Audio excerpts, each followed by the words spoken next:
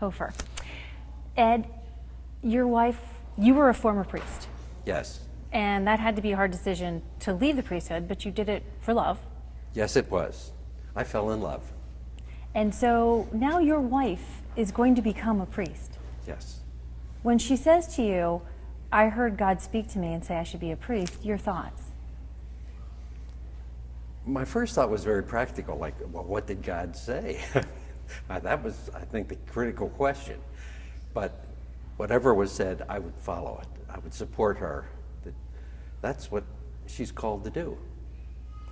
You know, as well as anyone, the Catholic Church will say, this is not valid. This is not real. Yes. Yet you are encouraging her. Of course. Why? There are voices more than just what the Vatican's who speak in the name of God.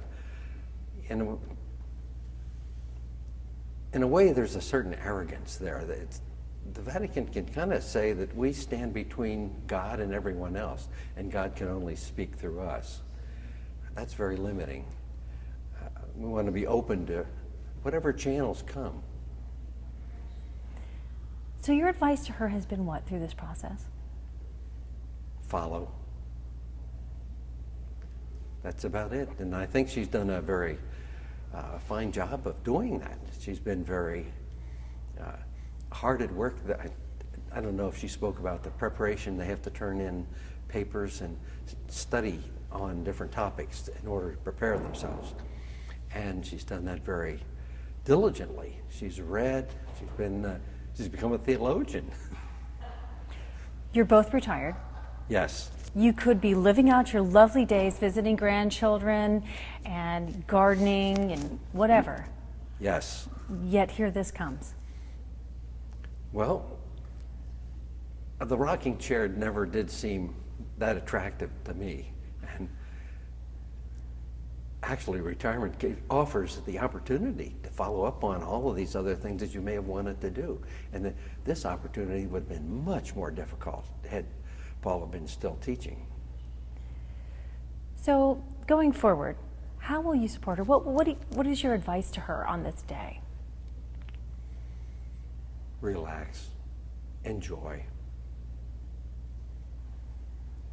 prepare. Many of the times I knew people who were ordained, and usually they were so nervous and so upset about so many details and things which really didn't amount to anything, that it distracted them from what they were doing that day. So my advice to her would be enjoy, listen, enter into the ceremonies, be ready to serve. And where will you be when she is conducting Mass? Will you be by her side helping? Probably not. I'll be somewhere in the pews in the church, around the table if it's a home Mass. The Roman Catholic Church does not need male priests. They talk about a great lack of priests right now. They have more male priests. It really just continues a system that needs to be reformed, needs to be redone. What the church needs is a massive infusion of women priests. It's hard to imagine there would have been all the pedophile problems had there been a female clergy.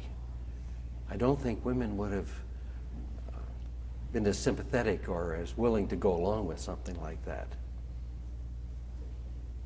That's an extremely interesting point. You were part of that organization at one point. Yes. And I imagine you probably witnessed some of that and said, what are your thoughts on it? Well, fortunately, at least I always thought I hadn't. I only found out later that someone that I had just a peripheral relationship did engage in pedophilia. And I was saddened by it. Because then somehow I had always thought that the group that I was in was exempt from that. And it hurt me to know that they were not. Do you think that ultimately the Roman Catholic Church will change and allow women priests inside its confines? Oh, yes, I'm a person of hope. It may take a long time. I think it took 500 years for the hierarchy to say, as good intentions as we had, we may have been mistaken about Galileo. So it'll take a while because there's a myth that the Roman Catholic Church never changes. And so they have to let time go and make it look like things are eternal and unchangeable. But if you know church history, you know there have been many, many changes. So you have faith that this will happen. Absolutely. Faith, hope, and love. And same for your wife, faith, hope, and love for her? Oh, yes.